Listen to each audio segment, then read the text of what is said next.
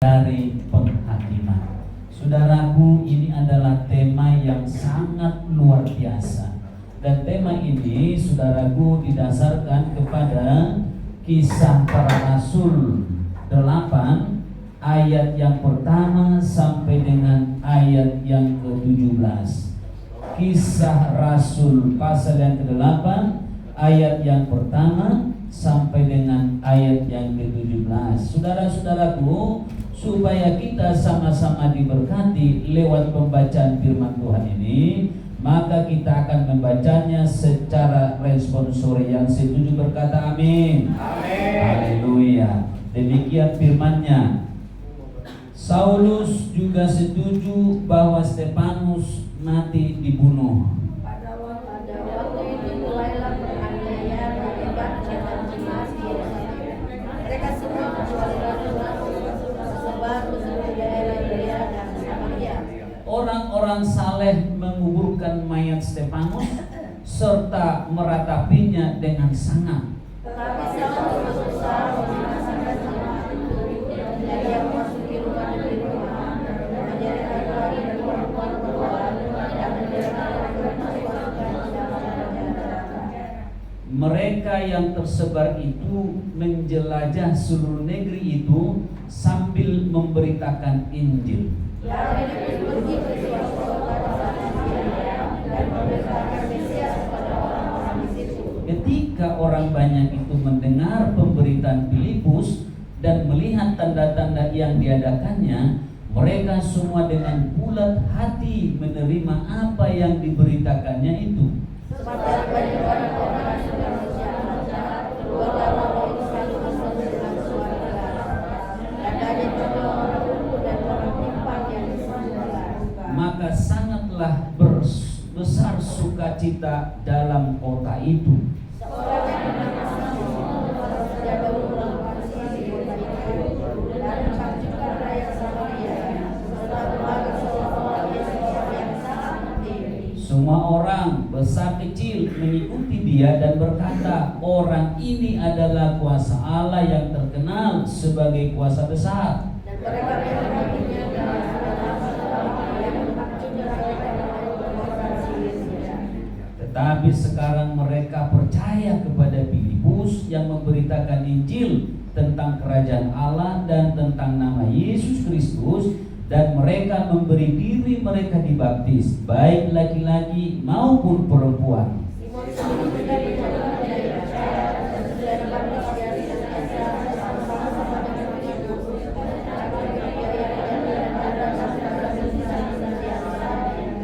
Ketika rasul-rasul Yerusalem mendengar bahwa tanah Samaria telah menerima firman Allah, mereka mengutus Petrus dan Yohanes ke situ. Setibanya di situ, kedua rasul itu berdoa supaya orang-orang sendiri oleh Roh Kudus.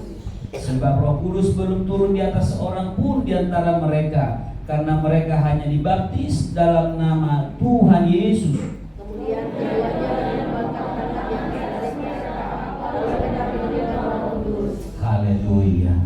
Saudara-saudaraku yang diberkati Tuhan, jika ada di antara kita yang belum membaca firman Tuhan saat bangun tadi pagi, inilah gantinya.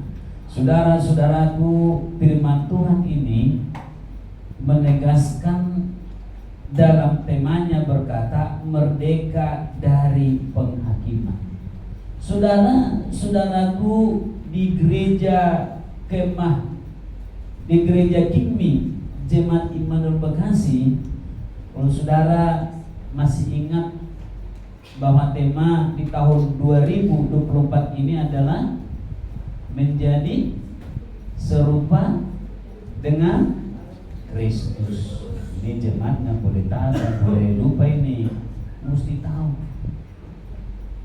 Awal-awal di 2024 itu didengungkan tema gereja Kimi di tempat ini, yaitu menjadi serupa dengan Kristus. Saudara, kalau kita ingin menjadi serupa dengan Kristus, ada komitmen yang luar biasa. sebagai orang-orang percaya, komitmennya itu adalah baik, tidak baik, kabar baik, lebih baik, dan harus diberitakan. Artinya seluruh kehidupan kita itu adalah kesaksian. Tuhan berkata, kamu adalah suratan Kristus yang ditulis dengan roh, bukan dengan tinta. Artinya bahwa segala langkah hidup orang percaya itu adalah terang, adalah garam. Maka Tuhan berkata, kamu adalah garam dan terang dunia. Kalau garam itu sudah asin, dengan apakah ia ditawarkan? Diasinkan. Nah, asin fokus. Gak ada gunanya selain hanya dibuang. Bagaimanakah terang itu kalau ia berubah menjadi gelap? Tuhan berkata, biarlah kegelapan itu menjadi gelap supaya makin gelap. Jadi saudara-saudara, maka di sini coba kita lihat ada moto yang luar biasa. Bagiku hidup adalah Kristus dan bekerja memberi buah. Wow. Saudara-saudara, supaya ini tercapai semuanya, maka setiap minggu diberikan tema-tema yang luar biasa, topik-topik yang luar biasa, dengan harapan supaya kita sebagai pendengar umat Tuhan itu bisa menjadi serupa dengan Kristus. Kalau di bulan April dan Mei dan Juni itu pertama bicara mengenai kemenangan atas dosa. Di minggu yang kedua berbicara mengenai masih yang sama, kemenangan atas dosa. Berarti saudara-saudaraku sudah paham tentang dosa-dosa. Ada dosa yang besar, ada dosa yang kecil. Mau besar mau kecil semuanya dosa. Ada dosa yang tersembunyi, ada dosa yang tidak tersembunyi. Mau sembunyi atau tidak tetap juga jadi dosa. Anda sudah dijelaskan itu. Maka rugi kalau setiap hari Minggu ibadah nggak ikut, nggak ngerti dia. Tapi rugi juga tubuh ada di sini, tapi pikiran ada di kejauhan. Tuhan tidak mau itu. Lalu Bapak Ibu saudaraku yang dikasihi Tuhan, di minggu ketiga saudara berbicara mengenai kuasa hukum Taurat. Saudaraku juga berbicara, sudah disampaikan tentang manfaat hukum Taurat. Lalu di bulan Mei, minggu pertama disampaikan tentang apa? Ketidakmampuan hukum Taurat. Siapa yang khotbah waktu itu? Bapak Gembala, saudara. Kalau nggak ingat itu, berarti hatinya nggak di situ. Lalu kemudian dibicarakan, yaitu hari ini kemerdekaan dari penghakiman. Jadi saudaraku, ternyata banyak langkah-langkah, banyak pengajaran-pengajaran yang mesti kita pahami supaya kita bisa menjadi serupa dengan Kristus. Nah, salah satunya adalah kita mesti merdeka dari penghakiman. Saudara-saudaraku, saya coba melihat bagaimana arti daripada merdeka itu. Merdeka itu, saudaraku, bebas di senyum-senyum. Walau hanya gigi tinggal 2, aku bebas. Tak peduli. Penting Tuhan buat aku begini, ya beginilah. Kan begitu saudaraku. Ternyata saudara, merdeka itu nggak ada ikat. Bebas. Tapi bebas yang terikat.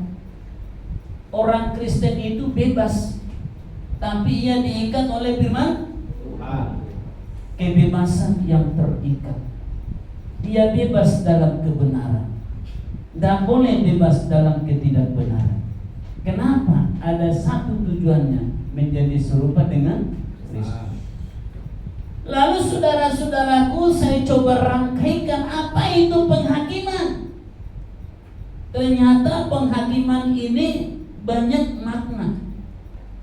Ada yang ada yang menganggap dan mengartikannya itu penghakiman itu dia anggap itu kepada hal yang akan datang. Penghukuman kan begitu. Ternyata saudaraku, pembicaraan ini belum sampai di situ. Tapi ini masih berbicara masalah di dunia kehidupan sehari-hari. Di mana tentu saudara-saudaraku berbicara mengenai penghakiman ini itu ada penilaian. Kalau kita misalnya salah dan tidak sesuai dengan norma yang ada, maka orang berkata dinilai nggak benar itu. Maka ada penilaian kepada orang Kristen. Begitu orang Kristen itu salah, orang langsung nilai dan menghakimi. Orang Kristen begitu ya. Saudara-saudaraku, penghakiman mental. Artinya juga di sini bahwa merdeka itu menunjukkan merdeka dari hukuman. Nggak jadi dihukum. Pada zaman itu hukuman itu banyak hukum main hakim sendiri. Orang berbuat salah langsung dilempari dengan batu, dirajam rame-rame, kan begitu. Siapa yang punya kuasa boleh menghajar. Seperti Saulus main hakim sendiri, dia hajar jemaat pada waktu itu. Saudaraku, yang namanya merdeka ini berarti kebebasan berekspresi. Tidak harus takut akan penilaian atau hukuman dari orang lain. Kenapa? Kalau benar. Tapi kalau tidak benar, maka kita akan dihakimi. Mungkin tidak dipukul, tapi dikutuk bisa. Saya pernah seperti itu. Tapi saya minta ampun sama Tuhan. Begitu orang salah, apa saya katakan? Sorry to say, mati kau, saya bilang. Saya nggak mau munafik loh. Tapi harus cepat-cepat minta ampun sama Tuhan. Itulah bedanya kita. Ya Tuhan, ampuni saya. Walau kadang tak dilihat orang, air mata menetes dan berkata, aku salah. Saudaraku, menjadi diri sendiri. Artinya lewat gambar ini pun, apapun kata orang tentang gambar ini, ya memang begitu dia, nggak ada yang lain. Maka Bapak Ibu Saudaraku, jadilah dirimu sendiri. Kalau memang kepala sudah segi 5, ya sudah. Jangan salahkan Tuhan. Jangan salahkan ibu mengandung. Jangan kau permak wajah itu jadi Agnes Monica. Jangan. Nah, kan mungkin. Jangan kamu jalan seperti presiden. Ya kalau mau udah pengkat, ya pengkat lah. Kan kita minta yang terbaik dari Tuhan. Makanya di sini itu supaya kita nggak dihakimi orang, jadilah dirimu sendiri. Siapakah diri kita sendiri? Anak-anak Tuhan. Jadilah anak-anak Tuhan, biar Tuhan yang menjadi hakimnya, bukan orang lain. Maka orang percaya itu punya tanggung jawab yang besar. Walau kita tak bisa sempurna dalam perjalanan hidup, saya harus mengakui itu. Kalau ada orang berkata saya tidak pernah ngomong kotor Pak, nggak ada itu. Saya nggak pernah marah-marah Pak, nggak ada itu. Bedanya kita cepat minta ampun sama Tuhan. Ini menyoroti kebebasan. Jadi kita nggak boleh dihukum secara sosial, hukum sosial. Tapi ternyata Bapak Ibu Saudaraku, dengan nats yang kita baca tadi, ini berbeda. Ternyata pada waktu itu agama Yahudi, Yudaisme, dan di dalamnya ada Saulus tidak mau menerima perbedaan itu. Memang dalam agama mereka berkata, jangan menyebutkan nama Tuhan Allahmu dengan sembarangan. Aku adalah aku. Allah mereka hanya satu. pada waktu itu datang ke Kristenan berkata, Yesus adalah Tuhan, ada perbedaan. Kalau kita seperti pujian tadi itu adalah Tritunggal, kan begitu. Agama Yahudi tidak terima itu, nggak ada Tritunggal. Apalagi pada waktu itu mereka kenal siapa? Yesus, anaknya Yusuf dan Maria, tukang kayu, lalu disanjung pada waktu itu dan diakui sebagai Tuhan, sebagai Mesias. Ini ada perbedaan dengan keyakinan Saulus pada waktu itu. Nggak mau dia menerima perbedaan itu, maka dia menghakimi, dia membunuh. Maka saudara-saudaraku, bagaimana kita merdeka dalam hal aniaya yang seperti itu? Ya kita, kawan-kawanku, saudaraku dalam Tuhan, mungkin kita sekarang tidak lagi dianiaya secara fisik, dipukul, tidak. Tapi ada tekanan-tekanan mental, tekanan moral seperti itu, enggak bebas. Jadi saudara-saudaraku, ketidakbebasan itu, ketidakmerdekaan itu dialami oleh jemaat di Yerusalem. Dan kita lihat dari pembacaan firman tadi, di situ dikatakan bahwa penganiayaan terhadap jemaat di Yerusalem. Saudara-saudaraku, penganiayaan pada waktu itu nggak pilih kasih, mau anak-anak, mau remaja, mau yatim piatu, orang tua. Kalau percaya Yesus, seret. Kalau percaya Yesus, bunuh. Maka ada yang sudah terbunuh. Dan salah satu atau salah seorang waktu itu yang paling getol menyetujui adalah Saulus. Saudaraku, Saulus ini masih muda pada waktu itu, berpendidikan tinggi, tahu tentang agama luar biasa.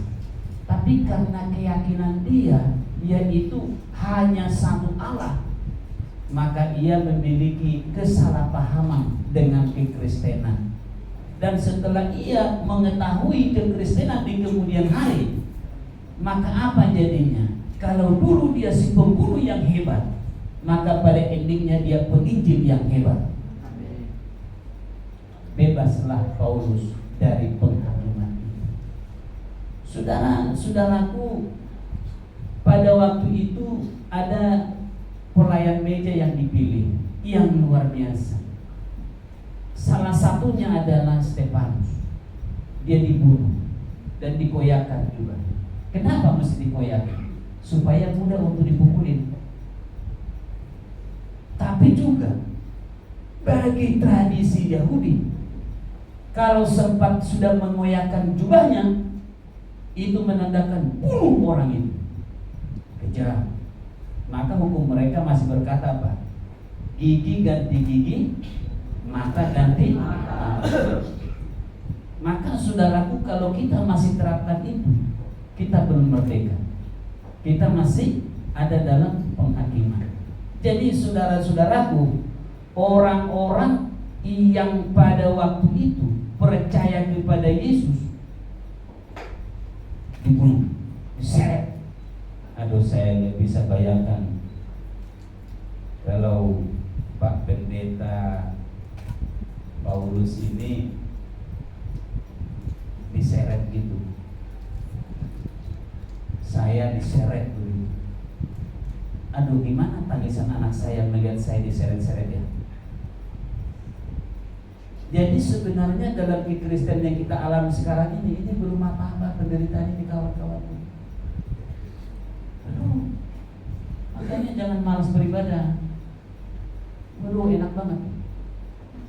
Jadi kalau dalam keenakan yang seperti ini, punya Tuhan yang hebat seperti ini, lalu kita tidak datang sungguh-sungguh, belum merdeka.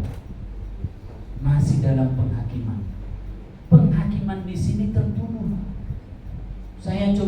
saya coba pernah nggak ke gereja. Saya lihat orang pulang dari gereja saja, saya nggak berani lihat mereka itu. Sembunyi saya, tertuduh rasanya begini. Itu lihat orang loh, lihat orang pulang dari gereja. Bayangkan saudaraku, kenapa? Ya Tuhan, betapa besarnya Engkau. Saudara-saudaraku, di sini kita juga perhatikan, kecuali rasul-rasul tersebar ke seluruh daerah Yudea dan Samaria, mereka nggak teraniaya. Tapi jemaat, laki-laki perempuan, Saulus berkata bunuh. Itulah nanti dasarnya dia pergi sampai kena dia di Damsyik. Dengan pertolongan Tuhan yang matanya jadi buta lalu bertobat. Saudaraku, kalau kita perhatikan di slide yang kedua, coba kita perhatikan dulu bagaimana Yerusalem itu. Saudaraku, di situ saya buat coba ada gambar. Yang ini Yerusalem sekarang. Nanti kalau ada berkat Tuhan, pergi 30, hampir 40 juta lah. Tuhan kita kaya. Amin. Serius loh. Saya sudah pergi ke sana tanpa bayar apa-apa, karena aku tahu Tuhan hebat. Cuma aku bilang Tuhan kepingin ke situ. Suatu saat ada murid saya berkata begini, Bapak kepingin. Sudah aku injak tanahnya. Di mana Pak? Di peta. Ini yang nyata Pak, katanya. Serius? Iya. Urus paspornya. Urus. Ternyata indah. Saudaraku, yang di sana yang kuning itu besar, dari jauh. Tapi coba lihat peta yang di sini, saudaraku. Ada di sini Yerusalem. Yerusalem itu ada di bintang yang orange itu. Bayangkan nanti dari yang orange itu sampai ke yang biru, Samaria. Itu kerajaan Israel di atas itu, ini kerajaan Yehuda. Yang orange dan yang biru itu, biru langit itu, saudara. Jadi bayangkan pada waktu itu, tentulah Yerusalem tidak seramai sekarang. Nah, saya yakin jemaat masih kecil. Bayangkan jemaat yang kecil itu pun harus teraniaya. Memang Bapak Ibu Saudaraku, itu sebabnya jangan mau jadi orang kecil. Kalau orang kecil itu pasti teraniaya hidupnya itu. Coba lihat di mana, Mak. Bukan fisik kecil ya.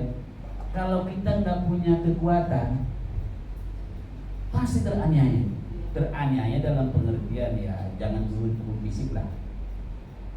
Coba kalau punya kuasa, walau badan kecil, dikawal itu.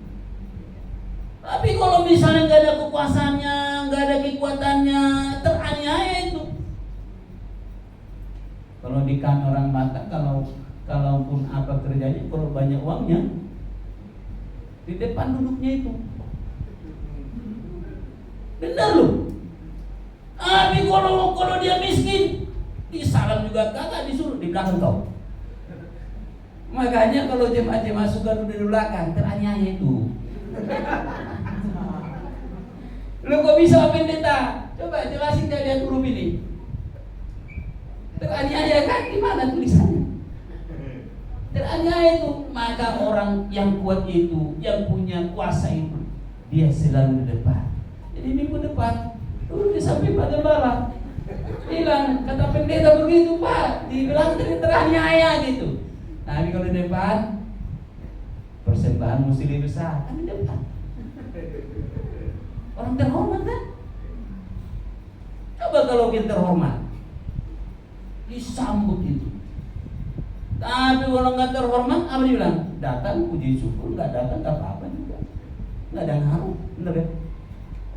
Begitulah jemaat pada waktu itu karena sedikit kecil itu. Tapi ternyata lihatlah saat ini dari kecil itu ternyata bisa menjadi besar. Di dunia ini Kristenlah yang terbesar. Siapa yang menggoncang itu? Hanya 12 murid Tuhan Yesus. Hasilnya kita dan yang lain-lainnya. Maka saudaraku, di mana kekuatan itu? kemerdekaan. Saudara, lalu kita coba lihat lagi. Yang penting kawan-kawanku, Bapak Ibu Saudaraku tahu di mana itu Yerusalem itu. Di mana itu? Lalu pada waktu itu rasul-rasul itu menyebar ke seluruh negeri. Pergi mereka penginjilan. Pergi mereka. Saudara, ada satu yang bernama Filipus. Filipus ini sebagaimana kita lihat di Kisah Rasul, ini bukan Filipus rasul ya. Ini kawannya Stefanus, pelayan meja yang dipilih. Masih ingat kan? Nah, lihat di sini. Ia pergi ke suatu kota di Samaria. Di Samaria ada satu kota di sini. Cuman tidak terlalu saya gali kota mana. Namun yang pasti nanti Bapak Ibu Saudaraku kalau baca firman Tuhan nanti sering-sering tekun pasti ketemu. Atau nanti setelah pulang, yang mana salah satu kota di Samaria yang dimaksudkan Pak Pendeta itu? Carilah nanti. Roh Kudus akan pimpin. Lalu saudaraku dikatakan di sana ketika mereka mendengar pemberitaan Filipus, ayat 4 sampai 17 ini ringkasannya dikatakan apa di sana? Dengan sepenuh hati mereka menerima kabar baik. Berarti pada waktu itu Filipus merdeka dari tuduhan. Penghakiman itu tuduhan. Bebas dia. Enggak ada gangguin dia. Saya baca. Filipus itu enggak ada ganggu. Enak aja hidupnya di tengah penganiayaan besar. Banyak yang dilepaskan dari pengaruh roh jahat dan dilakukan penyembuhan terhadap orang yang lumpuh dan timpang. Bapak Ibu Saudaraku, memang dalam pengertian sini lumpuh timpang ya secara hurufiah ya lumpuh. Tapi Bapak Ibu Saudaraku, kalau dirohanikan, apakah di antara kita atau di antara orang Kristen ada pikiran yang lumpuh? Ada. Ada rohani yang lumpuh? Ada. Saudaraku, sukacita besar ada di kota itu dengan kehadiran sang diaken, sang penginjil. Itulah Filipus. Akhirnya apa saudaraku? Ada yang bernama Simon. Ini orang dikenal ini, yang disanjung-sanjung dengan sihirnya. Ternyata hal dunia pun roh jahat kalah dengan yang dari Tuhan. Bertobat juga dia. Bayangkan, biasanya yang menjadi lawan kita dalam kehidupan rohani kan duniawi kan. Ini Simon ini gambaran dari roh jahat di dunia, sihir. Nah, tapi ternyata kekuatan sihir itu pun gak mampu merdeka Filipus itu. Bahkan apa dikatakan? Ikutlah aku, doakanlah aku, baptislah aku. Bila penting, kubeli pun kuasa itu katanya. Apa kata Petrus Yohanes? Kesanalah hartamu, karena kuasa ini dari Tuhan dan bisa dibeli. Bayangkan, ini kita dalam pemahaman ini saking ya, kata orang Batak, bahasa Indonesia Batak, saking getolnya dia. Kalau dia bisa punya, rindu hatinya itu dapatkan itu. Aku punya uang, berikan kepadaku. Ternyata gak bisa dibeli. Saudaraku, ketika Rasul-Rasul mendengar itu, diutuslah Petrus, Yohanes. Apa yang mereka lakukan? Berdoa. Ternyata Filipus itu memiliki networking, jejaring yang kuat. Nggak main sendiri dia. Jadi Bapak Ibu Saudara mesti banyak kawan-kawan. Ada namanya jaringan doa nasional, jaringan doa kimi dibuka nanti. Banyak. Ketika terjadi sesuatu kita nggak bisa jangkau, apa yang terjadi? Ada disuruh yang tepat untuk itu. Kenapa? Kita nggak bisa segala-galanya. Lalu setelah berdoa, orang-orang Samaria menerima Roh Kudus melalui tindakan rasul-rasul itu. Inilah ringkasan daripada Kisah 8 ayat 4 sampai 17. Saudaraku, coba kita lihat dulu Yerusalem dan Samaria itu, supaya kita lihat bagaimana perjalanan. Jadi dalam nats ini, inilah Filipus. Dia diaken, peran meja, dia penginjil. pada waktu itu seseorang yang mau diangkat pelayan meja itu orang yang betul-betul baik, dan kepadanya akan dipercayakan banyak hal. Nanti kita lihat. Ini saudaraku coba lihat ini Yerusalem. Yerusalem itu kecil tuh. Di yang orange ya, orange. Kemudian Samaria itu yang biru. Jadi bayangkan dia pada waktu itu berangkat dari Yerusalem ke Samaria, di salah satu kota di Samaria, kita tidak tahu tepatnya. Tapi kalau kita lihat ini jauh loh perjalanannya, jauh sekali. Tapi itulah sebabnya dikatakan bagiku hidup adalah Kristus dan bekerja memberi buah. Jadi kalau kita bekerja ada buahnya, orang gak akan ribut. Tapi kalau gak ada buahnya, orang pasti ribut. Sama seperti Yesus mengutuk pohon ara. Marah dia, terhakimi pohon ara itu. Terhakimi pohon ara itu. Jadi saudaraku, di dalam ketidakbaikan waktu harus ada komitmen seperti yang ada di sini. Baik tidak baik, kabar baik lebih baik dan harus diberitakan. Saudaraku, inilah Yerusalem, inilah Samaria, yang merek Samaria. Jadi saudaraku, Yerusalem ada di kelompoknya Judea, dan di situ. Dan pada waktu itu tentu tidak ada GrabCar, nggak ada Gojek, nggak ada. Yang ada unta dan keledai ya, kecil dia. Keledai bukan kedele ya, keledai ya, apa yang diberi Tuhan itu. Nah, lalu saudara-saudaraku, kita lihat dulu Samarianya apa. Coba lihat lebih jauh sambil belajar kita. Samaria ini adalah ibu kota lama kerajaan utara di atas utara. Lalu saudaraku, ibu kotanya Samaria bukan lagi Samaria, melainkan Sebaste. Saya coba lihat di peta, ada memang.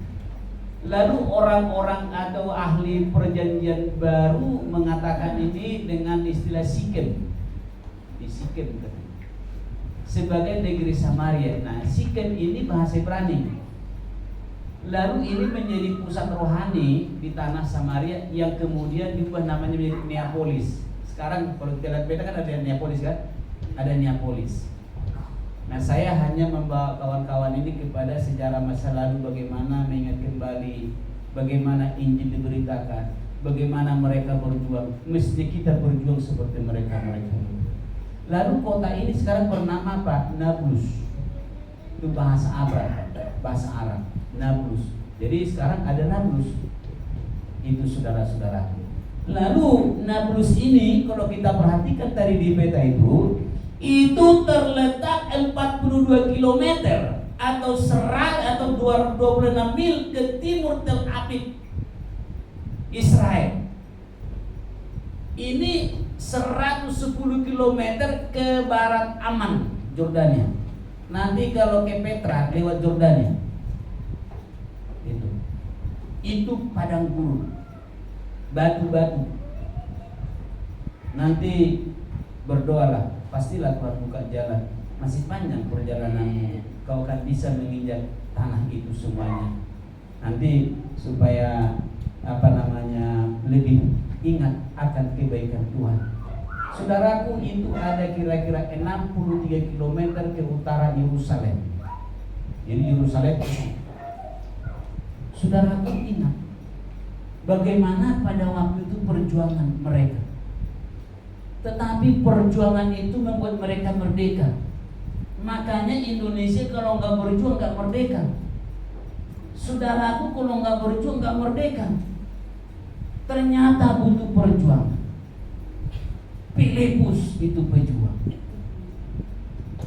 maka ia merdeka.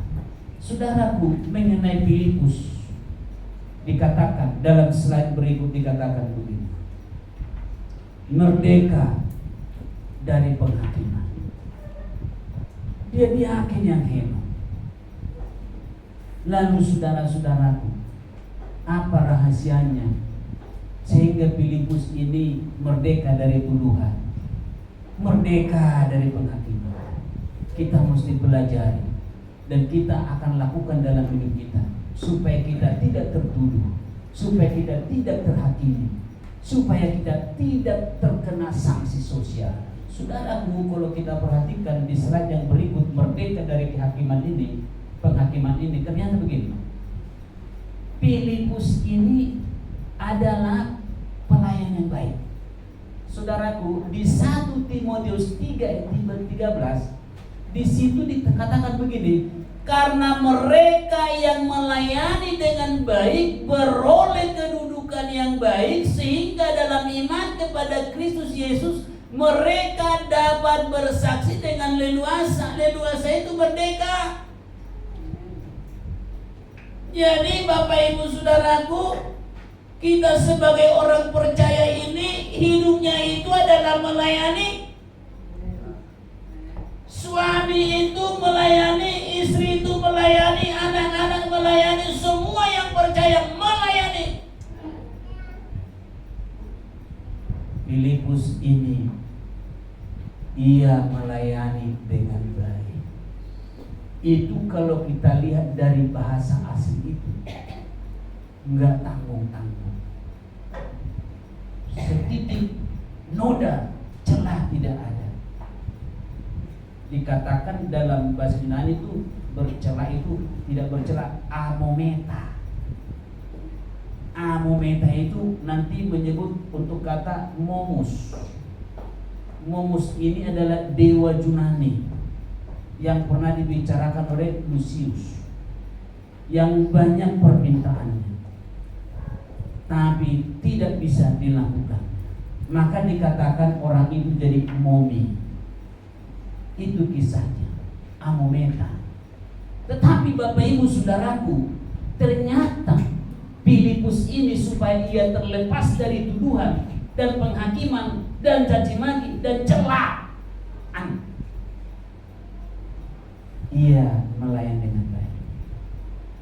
Jadi Bapak Saudaraku, Filipus ini punya rahasia yang bisa kita tiru. Melayanilah dengan baik. Pak Pendeta, maksudnya melayani dengan baik apa? Besar kecil yang dipercayakan Tuhan kepadamu, lakukanlah dengan sepenuh hati. Itu maksudnya. Ternyata orang-orang yang melayani dengan baik ini, Tuhan akan beri dia kedudukan yang baik juga. Jadi nggak usah cari-cari kedudukan. Ini Bapak Ibu Saudaraku kutemukan di 1 Timotius 3:13. Ini ayat. Pasti orang yang melayani dengan baik akan diangkat oleh tuannya, dipercayakan oleh tuannya.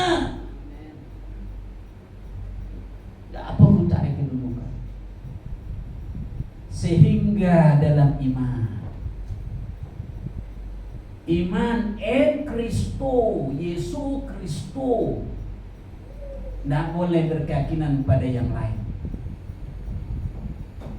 maka dapat bersaksi dengan leluasa. Paulus pada waktu itu bersaksi dengan leluasa karena dia masih menggunakan hak dunianya. Salah satunya apa? Kewarganegaraan. Dia warga negara Romawi, dia juga warga negara Yahudi, Ibrani. Maka nggak ada yang bisa menghukumnya, dia bebas. Tapi kalau ini karena kebaikan. Wow. Pertanyaan sekarang ini, sudah sejauh mana baiknya kita melayani di dalam Tuhan? Pastilah Tuhan tidak tutup mata. Pastilah telinga Tuhan bukan kurang tajam mendengar keluhan-keluhan kita. Pastilah mata Tuhan itu tidak buta melihat semua itu. Dia pertimbangkan itu. Sama seperti kepada Filipus. Ternyata bagaimana sih orang yang melayani dengan baik ini? Gimana sih kriteria Filipus ini? Saya coba melihat dari nats ini, saudaraku. Yang pertama, Filipus ini ternyata bawa berita bagus. Dia sampaikan berita tentang Mesias, disertai bukti. ada tanda-tanda ajaib, ada buahnya, roh-roh jahat diusir. Orang senang melihat dia. Kenapa orang senang lihat dia? Dia bawa kabar bagus, berita tentang Yesus. Dia nggak suka ngibul. Tahu ngibul? Ngomong besar, nggak ada hasil. Yang diceritain masa lalunya. Anak saya itu pernah kami tawari yang paling bontot. Ditanya tadi sama Pak Paulus, gimana dia nggak mendampingi hambanya, katanya nggak dia melayani. Ibunya nanya dia, nanti kau jadi pendeta aja ya. Nggak mau dia bilang. Balik lagi dia, saya mau jadi pendeta tapi harus jadi preman dulu, katanya. Kenapa seperti itu? Gara-gara pendeta di gereja. Kenapa pendeta di gereja? Kita pikir anak-anak itu yang seperti itu nggak dengar firman Tuhan. Dengar loh, disimpan di hatinya loh. Dia bilang pendeta itu dulu di gereja kita, dia dulu pembunuh, katanya. Dia perampok dulu. Setelah itu dia jadi pendeta, katanya. Aku seperti dulu. Saya bilang, iya Tuhan. Ada istri saya, dia bilang begitu. Makanya dari sini pendeta, dari ini mimbar kudus ini nggak usah cerita-cerita masa-masa lalu yang busuk, nggak perlu itu. Tapi beritakan bagaimana seperti Filipus ini, dia bawa berita bagus. Dia tidak mau mencuri kemuliaan Tuhan. Kalau kita cerita diri kita sebenarnya bagaimana dulu kita, bagaimana jahatnya dulu kita, mencuri kemuliaan Tuhan. Tapi ceritakanlah bagaimana Yesus berkorban, bagaimana dia disalib, bagaimana dia dikorbankan oleh Bapaknya. Maka nanti kalau itu khotbahnya, jemaat akan suka berkorban. Tidak lihat dia, Yesus berkorban di kayu salib, mati untuk kita. Pertanyaannya, apa korbanmu kepada Tuhan? Makanya jemaat tidak ada yang pelit-pelit, karena Allah tidak pelit. Yesus diberikan. Kalau pelit, tidak tahu dia firman Tuhan. Itu. Makanya AC nanti akan tambah dingin. Iya dong. Dari rakyat, oleh rakyat, untuk rakyat. Iya kan? Dari kita, oleh kita, untuk kita, nama Tuhan ditinggikan. Jadi bawa berita bagus.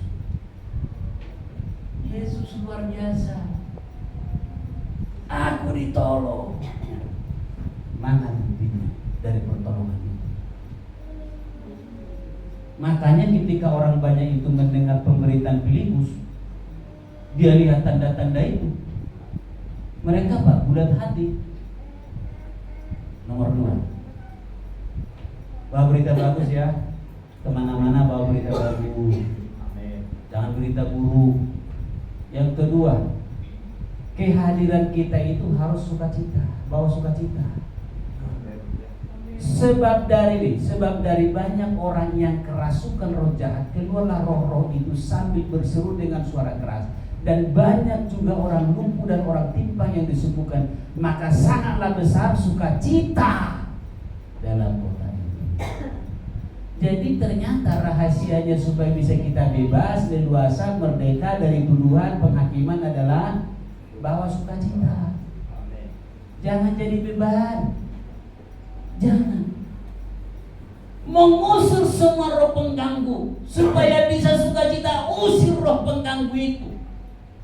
Itu yang buat kita menderita, itu yang buat kita dicela. Yang mana itu? Jangan suka ngomongin orang. Bersihkan pikiran, lakukan yang baik. Nggak usah bandingin diri kita dengan diri orang lain. Biar saja seperti anak kecil tadi itu, biar tinggal 2 gigi nggak apa-apa. Memang itulah kita. Terima pada yang Tuhan berikan. Kenapa saudaraku? Hadir bawa sukacita. Jangan buat orang lain kehilangan sukacita. Kenapa? Kita akan merdeka, tidak dihakimi. Ketiga, jangan merasa diri sangat penting atau merasa hebat. Tuh lihat tuh orang ahli sihir. Seorang yang bernama Simon telah sejak dahulu melakukan sihir di kota ini dan mentakjubkan rakyat Samaria. Apa dikatakan? Serta berlagak seolah-olah ia seorang yang sangat penting. Apa kata Tuhan di 1 Korintus 4 ayat 7 itu? Siapakah engkau sehingga engkau merasa penting? Bukankah engkau sudah terima dari Tuhan? Lah kalau itu dari Tuhan, apa kehebatanmu? Katanya. Wow. Maka saudara-saudaraku, ini si tukang sihir ini kan dia punya keahlian itu. Makanya kalau ada keahlian kita sedikit saja, jangan sombong. Sorry, ini kan paling gampang kan yang ada ilustrasi di sini aja kan. Ini kan ada musik gitu ya, ada keyboard gitu ya. Ini sorry tidak menyinggung dari band musik kita, bukan. Ilustrasi saja. Bayangkan baru bisa main bass, misalnya main bass. Tak tum, tak tak tum tum, tak tak tak. Baru gitu saja. Jalannya udah kayak bass juga jalannya gini. Kayak gitar bass. Jangan. Ini bayangkan ini Simon ini uangku katanya. Bila penting Filipus ku sihir kau katanya. Seandainya bisa disiting sihirnya itu, tapi sihirnya nggak mampu, nggak bisa. Itu saudaraku dikasih Tuhan. Ubah gaya hidup. Jadilah hidup baru. Be born anew. Hidup yang dari surga. Itulah di Kisah Rasul. Lahir baru, lahir dari surga. Tidak dihakimi karena menerima Injil dibaptis. Leluasa dia. Berarti saudaraku, langkah yang ketiga ini bisa kita pelajari. Yang keempat, apa dikatakan? Belajar dipercaya. Mengenai belajar dipercaya ini sulit loh. Harus bisa dipercaya. Tetapi sekarang mereka percaya kepada Filipus. Ini percaya kepada Filipus yang memberitakan Injil tentang kerajaan Allah dan tentang nama Yesus Kristus. Dan mereka memberi diri mereka dibaptis baik laki-laki maupun perempuan. Kalau dulu Yerusalem diseret laki-laki, diseret perempuan, sekarang mereka dibaptis laki-laki, dibaptis perempuan, semuanya dibaptis. Hanya satu lagi belum terima Roh Kudus. Yang pasti sudah dibaptis dalam nama Yesus. Simon sendiri pun yang agak sombong itu tunduk dia sama kuasa Tuhan. Karena omongannya Filipus bisa dipercaya dan ada buktinya. Maka apa yang dipercayakan Tuhan kepadamu, kepada kita, pertahankan yang dipercayakan Tuhan itu. Saya yakin kalau Filipus tidak bisa pertahankan kepercayaan itu, hangus dia. Pasti tertuduh, pasti disiksa. Tapi aman-aman saja ini Filipus. Dan ia senantiasa bersama-sama dengan Filipus, Simon ini. Dan takjub ketika ia melihat tanda-tanda dan mujizat yang besar terjadi. Simon jago dunia, Filipus jago surga. Tetapi dunia dan surga, mereka sama-sama bekerja beritakan Injil. Gimana ini? Waduh. Ini yang terakhir nih, yang kelima ini. Membangun di jaring, berdoa, miliki kuasa. Saudaraku, ketika waktu itu didengarkan, wah ternyata Injil sudah sampai di Samaria. Tidak terbiarkan begitu saja. Ternyata ada jejaring yang kuat. Ada kawan-kawan yang banyak. Murid-murid rasul-rasul pada waktu itu. Ketika rasul-rasul di Yerusalem di sana Samaria, mendengar bahwa firman Allah sudah ada di Samaria, mereka utuslah Petrus dan Yohanes. Berarti ada kolega, ada teman. Jadi saudaraku, mesti banyak teman yang baik-baik ya. Karena dikatakan dalam kitab apa? Pergaulan yang buruk akan jangan suka yang merusak diri kita. Saudaraku, setibanya di situ apa langkah pertama? Berdoa. Ternyata doa itu dahsyat. Berdoalah banyak-banyak. Berdoa. Walau tak dilihat orang. Saudaraku, saya coba lihat di Alkitab.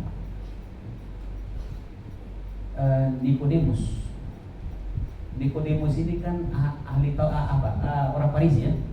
Masih ada kisah Nikodemus ini. Memang dia di samping orang hebat, pemimpin agama Yahudi, di samping dia guru, tapi juga dia punya penasaran kepada Yesus, ajaran Yesus. Maka dalam kitab dikatakan begini, kawan-kawan, saudara. Nikodemus pergi pada malam berjumpa dengan Yesus. Pergi malam hari berjumpa seseorang pada zaman dahulu itu enggak wajar itu. Tetapi kenapa dia pergi sendirian? Ada rahasia. Maka kita ini perlu sendiri-sendiri bertanya kepada Yesus supaya dibukakan rahasia ini. Karena ia berkata tentang lahir baru itu. Bagaimana orang sudah tua masuk lagi ke perut ibunya? Ada rahasia lahir dari surga. Jadi kalau mau tahu rahasia dari Tuhan, ada waktu sendiri, waktu yang tak wajar berjumpa dengan Tuhan. Kalau orang berdoa jam 9 malam itu wajar-wajar saja. Tapi kalau engkau berdoa dan saya berdoa jam 12 lewat 1 menit, itu enggak wajar. Kenapa? Orang tanya, mengapa mesti lewat 1 menit? Ada rahasia di sini. Apa Pak? Tanya turun. Sebab Roh Kudus belum turun. Jadi endingnya adalah supaya tidak terhakimi adalah miliki kuasa Tuhan. Saya yakin dan lihat tuh, Filipus punya kuasa dari surga, sehingga ia ditolong dengan luar biasa, sehingga ia tidak terhakimi. Maka di penutup kita ini merdeka dari penghakiman. Hai anakku, dengarkanlah dan jadilah bijak. Tunjukkanlah hatimu ke jalan yang benar. Itu pesan Amsal. Dan lihatlah, ada 2 orang di situ, laki-laki perempuan, ditopang oleh tangan Tuhan dan dilindungi oleh tangan Tuhan. Itulah yang buatmu dan aku, kita semuanya merdeka dari penghakiman. Mari kita berdoa. Terima kasih Tuhan. Bersyukur dengan perjumpaan kami dengan Engkau hari ini. Kami mau serupa dengan Kristus. Dan kami tidak mau terhakimi, karena Tuhan telah mengambil penghakiman. Kami merdeka dalam Kristus. Terima kasih Tuhan buat firman hari ini. Kami sudah diteguhkan, kami sudah dikenyangkan bahwa ternyata Tuhan, kami harus punya kuasa dari surga. Di dalam nama Tuhan Yesus Kristus kami berdoa dan bersyukur buat firman Tuhan. Haleluya, kita diberkati, sama-sama berkata amin.